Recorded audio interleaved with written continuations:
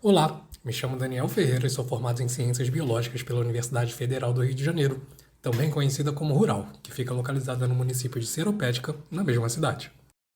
Atualmente sou professor do ensino médio em duas escolas católicas particulares e sigo a minha formação cursando uma especialização lato sensu no programa de residência docente do Colégio Pedro II e um mestrado profissional no programa de pós-graduação em ensino de Ciências e Matemática da Universidade Federal Rural do Rio de Janeiro.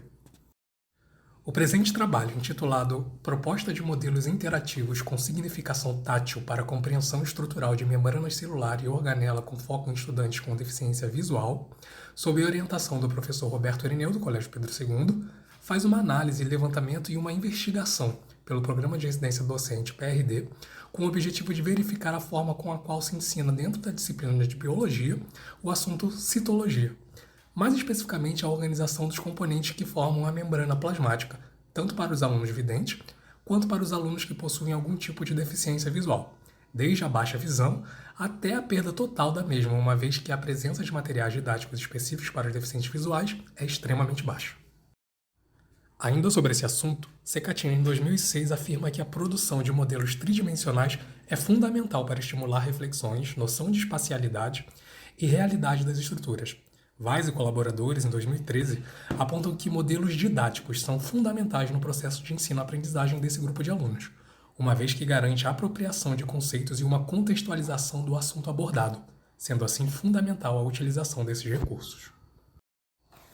Objetivos específicos: apurar os fatores no contexto da percepção tátil, que influenciam de maneira positiva ou negativa o desenvolvimento do letramento científico dos alunos, utilizando como base o ensino da célula.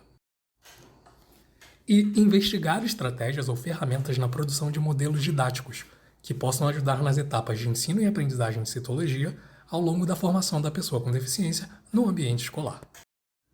Objetivo geral: investigar o processo de aprendizagem dos alunos cegos sob a temática citologia, produzindo modelos com significação tátil interativos. Todo modelo é feito para utilização principalmente por alunos deficientes visuais. Neste sentido, todas as peças são táteis, ou seja, possuem em sua superfície algum tipo de relevo para a identificação de cada parte que compõe a membrana plasmática. Todas as peças também são coloridas e com cores chamativas para se tornarem atrativas para os alunos videntes ou com baixa visão.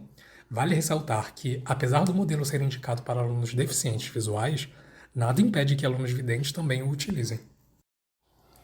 Uma vez que o assunto seja introduzido em sala de aula, indicamos utilizar um modelo de uma célula eucariótica animal com aluno deficiente visual, apresentando a ele as principais estruturas celulares, morfologia e principais características da célula.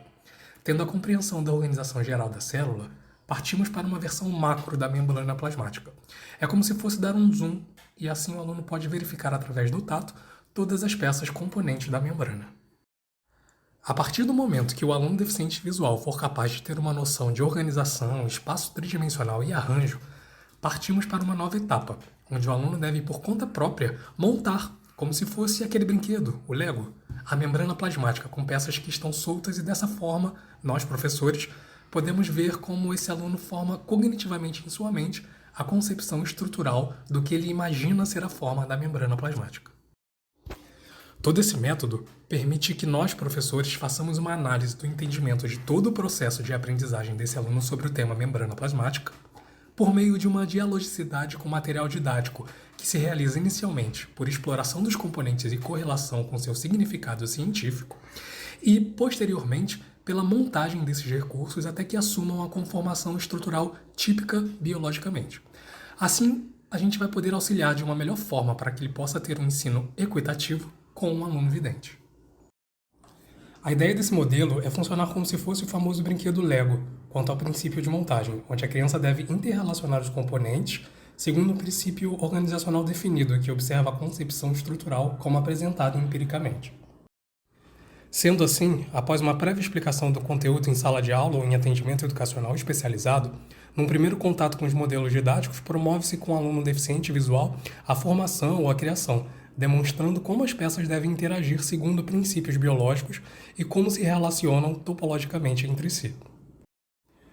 Posteriormente, propõe-se que o educando repita o procedimento de forma autônoma, permitindo aos professores poderem observar as concepções que esse aluno teve sobre o tema e a estrutura como concebida em sua mente.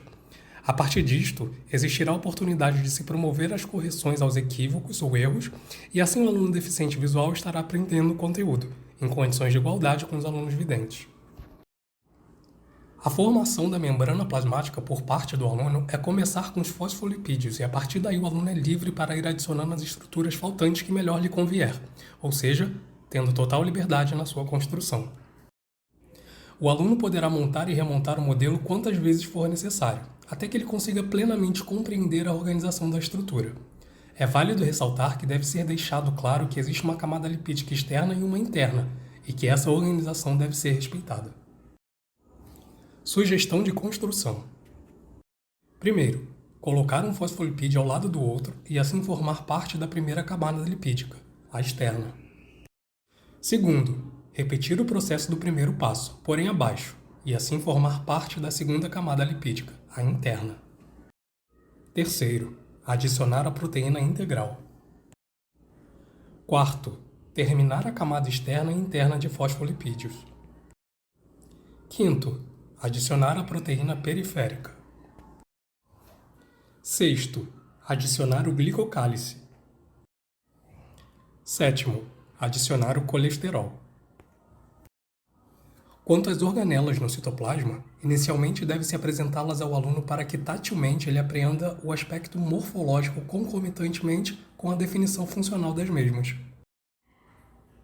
Além disto, a montagem no citoplasma da célula eucariótica deve ser acompanhada com um estudo de relação topológica entre elas, definindo, por exemplo, a via secretória que relaciona funcionalmente o retículo endoplasmático granuloso, o complexo golgiense e vesículas secretórias.